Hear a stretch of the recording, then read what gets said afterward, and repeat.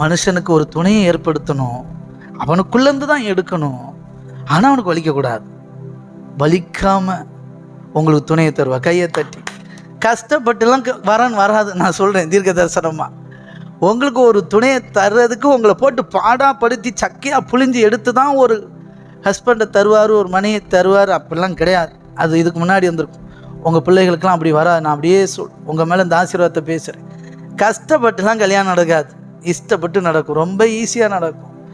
அவனுக்கு வலிக்கவே கூடாது. அவனுக்கு ஒரு துணையை உருவாக்குறாரு. ஆமாம், எத்தனை பேர் புரியுது? கையை தட்டுங்க. மேட்ரு இன்னொரு பாயிண்ட் சொல்கிறேன். கணவன் மனைவி உறவு ரொம்ப முக்கியம்.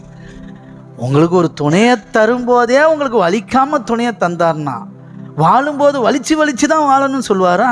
வலிக்காமல் வாழணும். கணவன் மனைவியும் அடிச்சுக்காமல் சண்டை போடாமல் சந்தோஷமாக வாழணும் தான் உங்களுக்கு துணையே தந்தார். இதெல்லாம் அறிய உங்கள் வாழ்க்கையில் பெரிய விடுதலை உண்டாயிரும்.